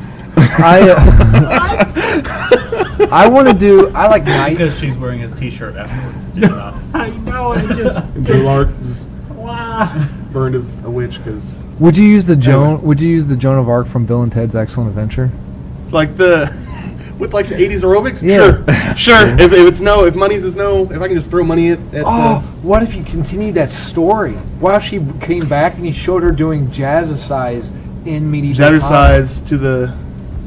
Yeah, I'd be for it. You have like minstrels doing like some sort of cover of "Aha, Take on Me," and then that's too slow to do jazzercise too. Safety dance. You There have you them go. doing a safety I dance. like it. I like it. Have you ever seen the video for that? Take on or safety dance. Dance. Yeah, that's what I that works. Yeah. I like knights. I like the idea of a knight. They kind of work for me the same way as stormtroopers do, as in like they're just a faceless image that you can put whatever emotion you want onto it. I would do like a knight, like a very intimate knight story. And wasn't that the idea of armor to a certain point? Because if you make them all seem similar, it's easier to kill them because they're not a person anymore in your mind in the battle. That might be a psychological aspect. I don't really know. I kind of went a little dark there, I think. You did say we were going deep earlier. Yeah. Yeah. Okay, so the recent, I guess one of the cons. So we all talked about the pros. One of the cons is the price tag. That's usually. Is there a way to do $10,000 on the table? Is there a way to do this shoestring? What story can we tell shoestring? We're getting you. You are the costume designer. So how much? Costume designer. How much are you charging? How much I charge? They're not cheap. How many can we get for 10,000? What would you? We have 10,000. How many suits can we? Okay, are we are American or foreign? American dollars. We can get for 10,000. We can get maybe 4 suits. Maybe 4. Okay, so keep that. That's if we're buying them online. What if you're making them? Yeah. What if I'm making them? Yeah. You're gonna need a lot more than $10,000. Okay, so keep that in the back of your mind. 4 suits for 10. That's 4. 4 suits for 10,000. So clearly, we're not going to do a big battle scene. What sword and sorcery flick can we make on a shoestring budget of 10,000? Ooh. What was that movie that Leonardo DiCaprio was in with the bear? With the bear. The Revenant. Yes, we do. That wasn't medieval times. I was like, No. That we That's do really a similar version stuff. of that in medieval times. They're stranded in the wilderness, and it's just 2 knights and they had to protect. Because we used half the 10,000, we suit up 2 knights, and it's them trying to escort a noble through the wilderness of the world. And You know, actually, I'm gonna sneak off of that. That would be kind of cool. It'd be kind of cool to see a Medieval movie. road trip. Maybe after we Derailed his train on that one. I think it would be cool to see like a really late period like Italian movie that make it like a boxing movie with swords. Like you have 2 Italian fencers, and like they just get the idea of like, hey, let's fight. So like the Rocky fencing, with the swords. rocking, yeah. Rocky with swords. I totally watched that. Yeah. Like kind of like what Knight's Tale was almost. More about the. I mean, Knight's Tale was a biography, but you know, Yeah. at least I think it is. I don't remember where I was going with that. I like that idea. I think it'd be cool to just see like a movie that builds up to just 2 swordsmen that just are studying, you know, various swordy type things. You know, Then you have- they're aristocrats. They got free time, and What- they just build it up. What role would Dolph Lundgren and Sylvester Stallone play in this movie? Preferably Blacksmiths. I don't know. I can see actually Sly as a blacksmith. Smith, I'm down for it. It'd be dope. What about Dolph? What would he do? He would be the be the stable court boy. jester. What about a king? He'd be the king presiding over, right? Maybe, yeah. He'd like be the mad like a king. viceroy or something, just emissary, just hanging out. I want chilling. Christopher Walken as the king, Oh yeah. because that would be You entertaining. gotta give him one good monologue, and don't have him Yeah. talk the rest. Just one good monologue. Yeah. The very end, right before the last fight, just have him monologue. Make for his 10 king minutes. speech before the last fight of the tournament or whatever. Yeah, I'm in. All right. Okay. Who would we get to play the 2 knights? The two sword fighters. Michael Fassbender. I love the way you think. We got Fassbender. Who else? Who else would get him playing next? Well, I'm gonna go with Adam's go-to and say Tom Hardy. No. Oh, no. Tom Holland. Oh, there you Oh go. God. I Spider- really- Oh, Tom Holland would Spider be pretty Knight. sweet, actually. Do it. Spider Knight, yeah. Tom Holland would be. What do you call the dude? The apprentices. He'd Pages. be Page. He'd be a page. I really like Holland. I really like Hardy, but man, he's more of like a. He's too short. Yeah, we wouldn't be graceful. We want like a graceful. Do we? Yeah. Well, I Or do mean, we want him to just being- be the beat down? What about Fasty and McAvoy? Okay, Yeah, That's- Magneto versus that's- Professor X. that's something to think about. I don't know if I'm into it. but something to McAvoy think could. about. I think that'd be awesome. I think that would be. I'm still on Tom Hardy and Michael Fassbender as fencers. I like that. But real hard. Don't get me wrong. Y'all know I have a crush on Hardy, but he doesn't. I'm picturing in my head. I'm picturing the 2 duelists as very like refined. Right. Very Hardy doesn't seem like a refined. He seems more like a Mongol. Someone. Well, that's What? What did I do now? Did I make another racist comment? No, you just dude, go ahead and do your thing. No, I was just saying. No, I no. was just saying Hardy seems like a mongrel. No big deal. We're- He's a we're- mongoloid. We're looking at this the wrong way. Okay. Michael Fassbender, yes. Fasty. All right. The other night, Scarlett Johansson. Oh yeah, historical accuracy. Are there lady nights? historically. I am not sure.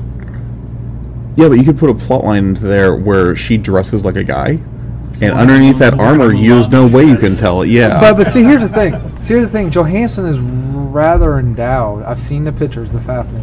So, how would you cinch that? I mean, just cinch it. I mean, it's late Italy, the Renaissance. You got all kinds of fluffy clothing. Padded clothing. But in the all right. Yeah, I'm not and- against. I mean, as a person who wears one, anybody wearing it's very hard to tell a woman on the field versus a man. I mean, there's some subtle hints, but really you don't know until you like turn around and see their face or they talk to you. Okay. Fasty and Scarlett. I'm still stuck on Fassbender and Tom Hardy in a sword fighting movie. What? Because that is you've got like you could have your really technical flighty acrobatic fighter, and then you could just have your bully that is a damn good fighter. You just sold me on it. Just sold. So Hardy, I mean, he's all about chopping wood and.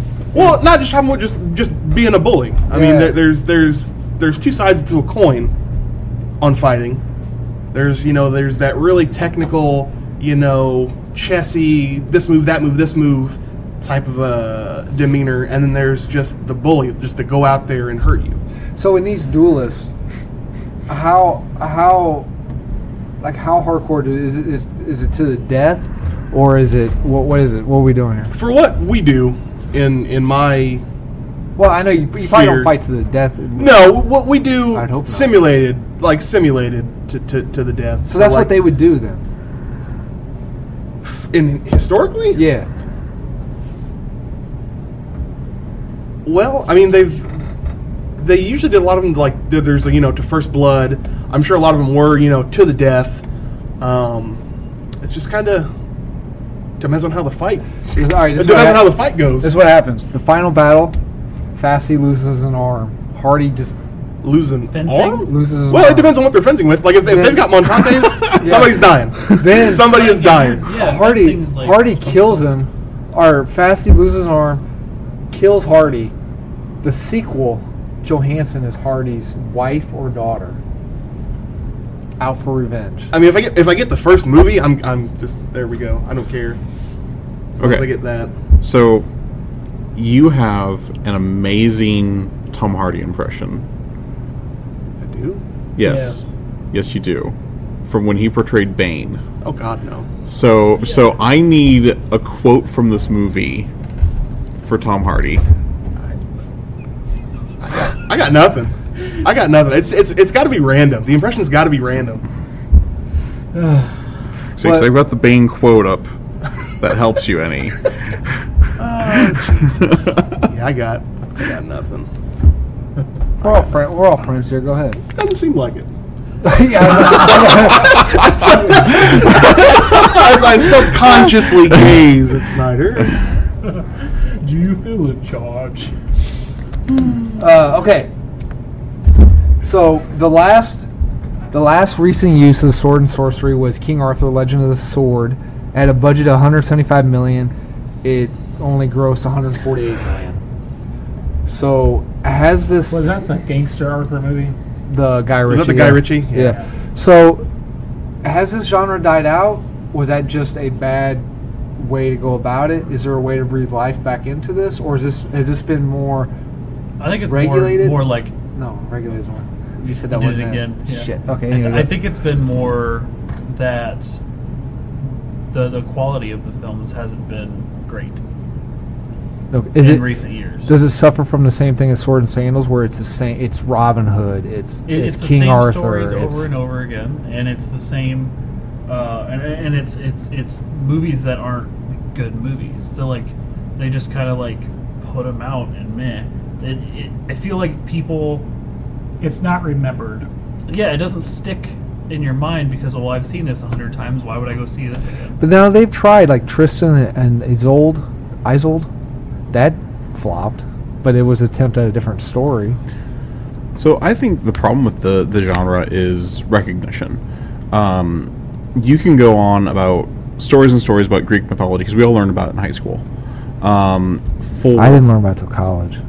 You know, I went to Quincy High School. We suck. Okay. So did I. I learned all about it a lot. Yeah. over and over. I didn't learn about it. But when you start talking about medieval type stories, other than King Arthur, what's the recognizable one that people are going to recognize, that are going to pull out? I mean, you got Robin Hood, you got King Arthur, Three Musketeers. Three Musketeers, Man in Iron Mask. maybe not even that one. Oh, okay. Yeah, but I mean that's a Historically, like, yeah. I mean you don't have a whole lot to draw from. So that's anything that because you're we've been doing the same stories over and over again for the past however long. right, but you don't have those recognitions. I mean, we talk They about built those recognitions by telling the same stories. That's, you know what I'm saying? Like they're doing it to themselves by continually doing that. That's why you have the recognition for those big name stories, because it's the only stories they ever tell. okay. If that makes sense. For me, that's how it feels. I think Daniel just gave up. Well, like when you keep doing the same thing over and over, that's the only thing people recognize, because that's all they ever see. That's what I'm trying to say. Well, What about Beowulf? Yeah. I mean, we've got 2 or 3 Beowulf movies now. Okay. But did we you could guys do see like that- the extension of that. What about? Did you guys see on Netflix Solomon Kane? I flipped by it. I haven't watched it yet. The opening scene's really cool. Yeah. And then I've watched the opening scene 7 times now, and I've fallen asleep 10 minutes after it every time. Okay.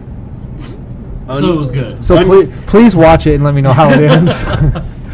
I know what I know what you're saying. Yeah, I can't think of anything other than maybe doing other than doing other Knights of the Round Table.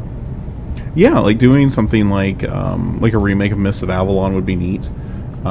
Because so that was a TV show on USA a long time ago, back when Gargoyles was fresh on television. That was like in the 90s. That wasn't a long time ago. It's been like 30 years. 28 years. Yeah, you're right. Tyler was born in 1990. Okay. Yeah, but you could do that show followed more Lancelot and Avalon rather than King Arthur. And I mean, there's a lot of cool stuff in the Arthurian legends. Like you've got Gawain and Galahad, who are completely underappreciated knights. You have Percival. You've got a lot to draw from an Arthurian legend that isn't just the story of King Arthur and Guinevere. I thought Lancelot had Guinevere. So that shows you how much I don't know. Lancelot steals Guinevere from Arthur. Okay. An allusion back to Troy. What about doing a Robin Hood movie about just the Merry Men? Like Robin Hood's dead and the Merry Men continue. But that's not the history. Yeah. It's like then you have that, like, why am I going to watch a Robin Hood movie without Robin Hood? I would totally watch a Will Scarlet movie. Well, it's a good thing you know that. Okay, so before we move on to the post-pod trivia, recommendations for Sword and Sandals. Recommendation. Sword and Sandals? Sword Yeah. and Sorcery. We're Sword and Sandals. first. Sword and Sandals. Star Spartacus series. Watch Blood and Sand and Gods of the Arena I and really stop thought after you were that. going to recommend Troy. It's good, don't get me wrong. Okay. But yeah, Spartacus, watch Gods of the Arena and Blood and Sand. Don't watch anything else. Okay. Pass. Pass. Gladiator. Gladiator. Okay. Russell Crowe. So we're on sword. Jesus. So we're on sword and Sandal. sandal. Recommendation. It can be anything. A book, a flick, what it doesn't have to be. Sword and sandal. While you're thinking, I'm going to recommend The Immortals. I cannot recommend that movie enough. It is such a beautiful film. Hyperion was sweet in that. Oh, yeah. Oh, Check Henry Cavill out before he got jacked to play Superman. Sword and sandal. Did I put you on the spot? No, I'm trying to like narrow it down to ones that like. All right, we'll come back. Sword and Sorcery. The problem with Sword and Sorcery is there's a lot of issues for me in those genres. I think I'm going to go back to Season of the Witch. I think that one handles everything very well. I don't like Sword and Sorcery when they can't decide whether they're sorcery or not. Either yes, there is magic, no, there isn't magic, and I want that decision to be kind of clear cut. Okay. And where they kind of flirt with the idea of magic or tease magic and then pull it out from underneath me, I don't particularly care for. And I think far too many of the movies do that. So I'm going to go with Season of the Witch. Okay. Snyder. Pass. Son of a... Cody. No recommendations on either of them? There was a trying to think made-for-TV of one. series. I think it was like a two-part. It was a two-part fantasy series. It was about Merlin, the one where it The had NBC one? Yeah, that had Dr. Grant playing Sam Merlin. Neill. Sam Neill. Yeah. Yeah. Oh yeah, that one was good. Yeah, that's one of my first favorite sword and sorceries. Okay. Was that two-part movie series? All right. I'll put you on the spot again, don't I? A little bit. I'm still trying to think sword and sandals, and now I'm gonna. I'm gonna go with sword. This may be an Adam answer. Have you guys ever watched one called The Outlander with Jesus in it? Jim Caviezel. He's a guy in a spaceship and he travels. He ends up traveling to Earth during. Oh yeah. And he has an alien on board, but they think it's a dragon. What'd you think of that? That's sort of. It's been a minute. It was kind of wild. So Aaron agrees with me. It's awesome. Okay. Wild, for the record. Okay. All right. So we're moving on to this shot. Just cut me off whenever you think of your recommendations. But I want to move on to post-pod trivia. Okay. Pickles. Shut up, Grandpa. Okay. I do like Arn the Templar. That is a good movie. Who's in that? Arn the Oh shit. One question at a time. Sorry. Sorry. I honestly can't remember. What's it about? It is about a. Oh God, what is he? Sorry. It's.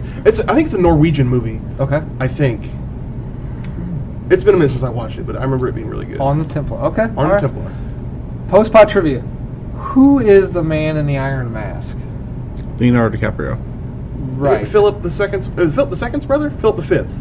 Philip the Third's brother. Louis the 14th identical 14th. twin. There we go. Okay. Name the three musketeers. D'Artagnan, Porthos. And Zorro. That's the deleted scene. Yeah. The actual. What the fuck is D'Artagnan, Porthos? Athos or Athos and Oh, man. Aramis? Aramis? Oh, I'm gonna have to rewatch that.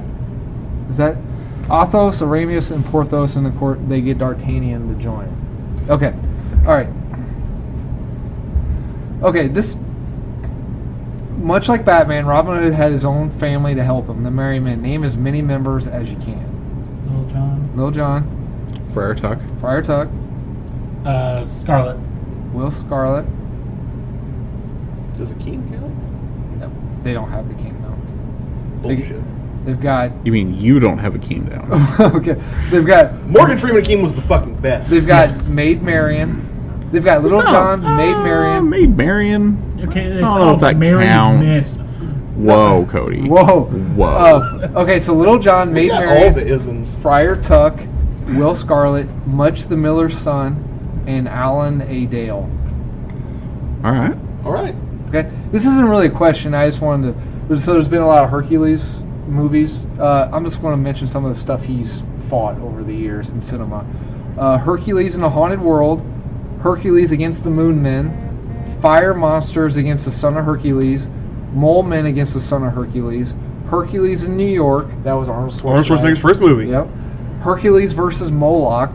The Three Stooges meet Hercules, and Hercules, the Treasure of the Incas. Wow. Yeah. So. Anyway, okay, real quick, moving on to news.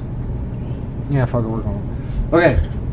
So Andrew Dodge has been hired to write a new TMNT script, okay? Live action. Both films were met with lukewarm to ice cold reception. What do you guys want to see in the new film? Is it going to be a reboot or a continuation? They won't say. They won't say. They say it is, and others say it isn't. Baxter Stockman. That's what I want to see. Isn't that who Tyler Perry was? Maybe, but he did not have fly eyes and fly arms and fly wings. So no more Shredder, no more Foot Clan. Maybe do a better Krang. Baxter Stockman. I was fine with the way they did Krang. I want to see Baxter Stockman as the main villain. Okay. Maybe some Mousers. Okay. Anything else?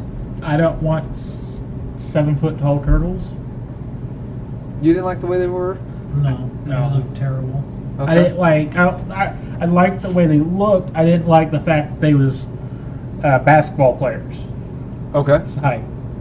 So Baxter Stockman, midget turtles. Not Midget midget. Oh. Teenage Mutant Mini Turtles. There better be Usagi Yojimbo. Who's that? Oh. Is that the? Wait. Let me guess. I'm picturing him in my head. Ah, shit. Who is he? He is the White Rabbit Samurai. Yes, that's who I was picturing in my head. Oh, I should have done it. I don't have any confidence in myself. I want him to make the new Turtles movie an adaptation of the Turtles in Time game for Super Nintendo. I would watch that. I didn't. That play would that be one. I awesome. Yeah, I know, right? It'd be so sweet. Wasn't that Okay. Turtles 3? Mm-hmm. Yeah. Eh. It was dope. I mean, Okay, all right. So I do like when the samurai are like just chilling in the subway eating pizza and shit, like fucking around. I've seen that one more than I've seen all the other ones. It's probably one of my favorites. I liked it better Yeah. than I liked most. I think I liked it better than 2 for sure. I want to see a Casey Jones solo movie. No. Let's just pass that. Oh, okay. All right. Liam Neeson as Not. Casey I Jones. like Casey Jones in the Liam movies. Neeson. I have don't a wanna see particular movie set of just about a skills, street- and street I am punk. in a The bag. only thing that makes him relevant is that he's Raph's buddy. He's a pretty sweet, complex character on his own. Yeah. Like to the fact that I don't you're want- like, I don't want to see Raph's buddy in a movie. Like, But no, what I mean is, I'm not going Or to watch what a was turtle movie that doesn't Ralph's have what was turtles. Ralph's vigilante character? it's Ralph? not Turtles movie. It's a Casey Jones movie. No, what was Yeah, his vigilante? he said character? turtles movie.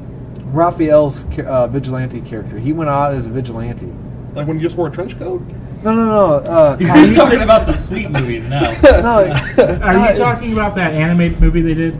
Didn't he become like a vigilante? He became like a superhero. Do like a movie about Oh, that. I missed that. Yeah. Oh, all right. I don't all right. know Okay. anything about that. Okay. Last bit of news. I'm going to name a title of a movie that's actually coming out. I want you to give me what you think the plot synopsis is, okay? The Man Who Killed Hitler and Then Bigfoot.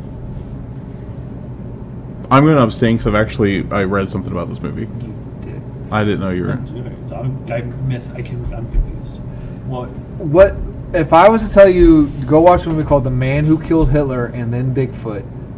What name does plot? Try to come up with the plot synopsis for this movie.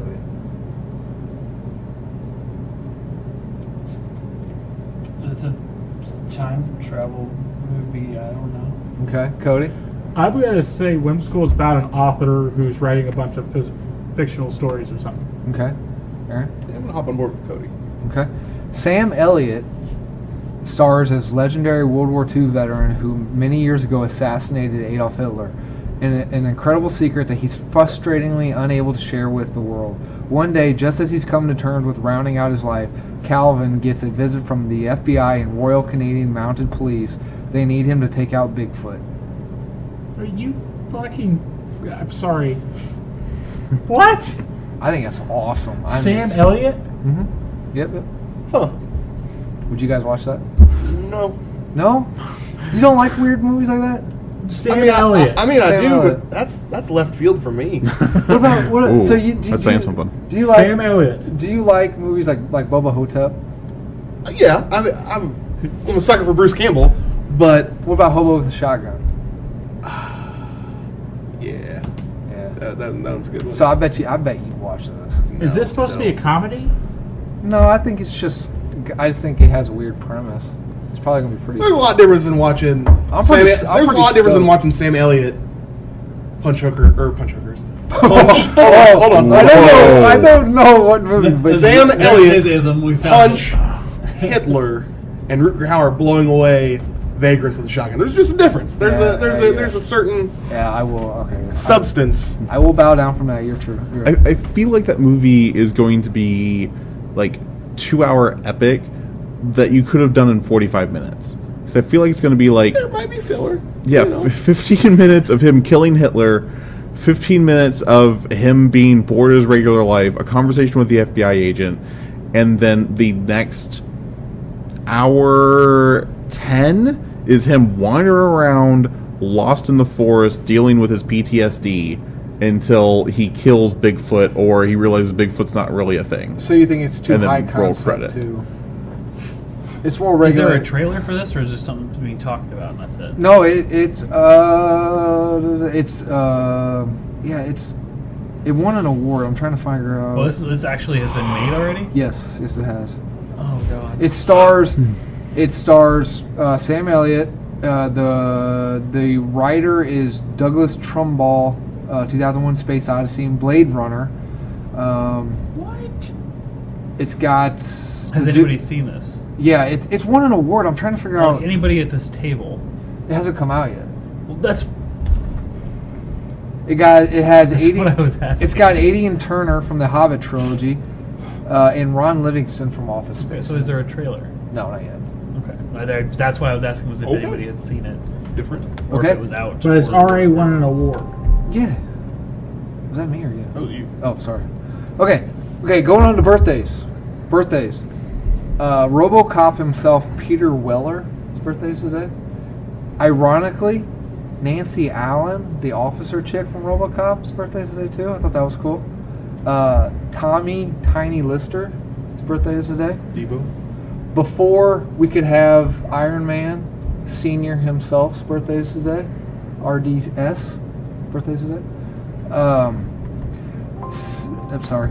Serene D. Muir's birthday is today. I don't know. You probably know her as Detective Humpsy in Saw, a hardcore parody. So I'm sure you're a big fan. What was the name again? Detective Humpsy. No, the real person's name. Serene D. Muir. Please play along. John Gilroy, editor of Star Wars Rogue One, Well, which one is that one? the Rogue One. Oh, okay. His right. birthday is today. Is that the I didn't even one? do it sarcastically. You're welcome. Thank you. And my stunt person for today is Ruby Planson. She was a stunt woman on Wonder Woman and Justice League. Hooray! So any closing comments? Sam Elliott? Yeah, man. Why are you mad at me? You sound like I casted. I think Sam Elliott's awesome. Just to make sure I know if we're thinking of the same person. Sam Elliott Tombstone. is the Tombstone. Okay, the yeah. dad from the ranch. All right. That's why I Just keep making saying sure. it. Yeah, that guy's dope. I'm in. Look at the cast list. What do you? No, Show- it's showing him what Sam Elliott Oh, is. yeah. Oh. No, I know who Yeah, Sam okay. Elliott is. That's why I'm saying why. Do you prefer? This sounds like a movie he'd never do. Do you prefer Sam Elliott with a mustache? He always has a mustache in every existence That, of reality. Wow. That's not true. In Justified, he did not have a mustache. In every existence of reality, Sam Elliott has a mustache. Oh. My grandmother and my mother and I all three agree on this. Yeah, my mom has told my dad she would leave him for Sam Elliott. She very openly says I would leave you for Sam The funny thing is, that guy. Oh my God, there's so many women who are young enough that they shouldn't know who the hell Sam Elliott is. Yeah. They're like, oh, I would just What is it? Is it the I don't voice? know. I don't know. Do you guys think it's a voice? It's sort of like he's got the. It might just be like the ones that have daddy issues or the women who are old enough. Yeah. If that makes sense. Because he's kind of got his body's all cocked to the side. I don't. Maybe it is a daddy issues. I mean, don't he's know. a good looking. He's a silver Yeah. fox for sure. But I don't know. Yeah, What like old man would I? my mother and my grandmother both. That's a good thought experiment. it's good. Yeah, like mom says she'd leave her husband for him. My grandmother says if we was about closer in the same age and stuff like that. Yeah, Yeah. Sam Elliott held in high regards in our house. It's got to be the voice and the stash. It's The gotta be voice, the stash, and The then just swag. Yeah, He it's does got- have some swag. he- The man does he's have a some man. swag. Yeah. He is that's what a man. I notice our guest host is not chiming in on this. I'm absorbing all this. Okay. Do you want to plug anything? Unless you guys got anything else to say on Sword and Sandals, Sword and Sorcery, copyright, anything else? No, I think I'm good. Yeah. Do you want to plug anything, Aaron? I got nothing. You got any war stores? I think so. We gave you the entire cast. Oh mercy. Did you ever stab anyone in the butt? That's not appropriate for. No, with a sword. Oh, still. Well, yeah. Yeah. If you can't think of one to tell, I have one. I want you to tell. I'm trying to think of a good war story.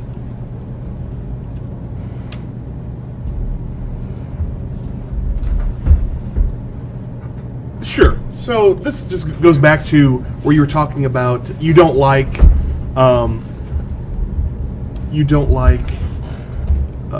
watching movies where there is just continuous action and there's just two sides clawing and growling at each other and just you can't follow it. Right. So being in a situation like that, being in the fights, we call them when there's more than a handful of people, we call them melees, as opposed to like a one-on-one. So it's a melee. It's one side versus another side.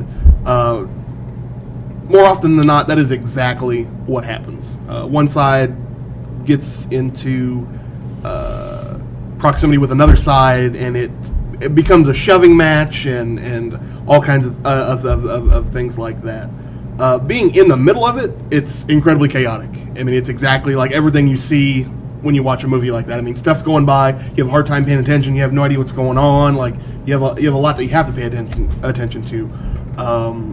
I was down in Mississippi at a really large event down there, and we were doing our thing. You know, we were going out, and we started engaging this other crowd, and they started coming in, and they pressed more on us, and you start out, you know, in a pretty lax formation as the soldiers and stuff start moving forward, and you start your fighting. But the longer it goes on, like the more and more crazy and chaotic and congested it gets, because you know people get charged up, and just that's the nature of how the whole thing folds out. But eventually got to a point where a lot of people collapsed on my position, and my shoulders ended up getting pinned because so many people were standing in front of me, and I'm not necessarily claustrophobic until I'm in a situation like that. Like when I have something like pressing on me from both sides on my shoulders, like it's freaky. But like I was trying to direct traffic, as it were, of like telling people where to go, because when you have that many people having to pay attention to that much stuff, wearing that much armor, give or take how hot it is, how dehydrated they are, and you have to yell at them while they're wearing a helmet, chances are they probably don't ever hear you. So it's very hard to keep a cohesive amount of communication going on the battlefield, especially when you get, you know, the guys up here just doing their thing, the guys are here doing their thing, and you're trying to like, hey, pay attention to this is a problem, this is coming towards us. But my shoulders got pinned, and like I'm trying to direct traffic, and I can't see what's going on, and I see it almost like when you're playing like Time Crisis, right? You're sitting there, and you see the bullet coming at you, but like you can't take your foot off the pedal, right, and you get hit. I look up, and I see this guy who has got a spear, and it's coming straight towards me. And of course, instinctively, I try to get out of the way, but I can't. There's people all around me. And a point about our spears and the weapons that we use. Some of the weapons, or all the weapons I should say, that we use, our swords and pole arms and stuff like that, are used out of a wood called rattan. Okay. Now rattan is it's a wood. It is in the same family tree, I believe, as bamboo. Bamboo grows hollow.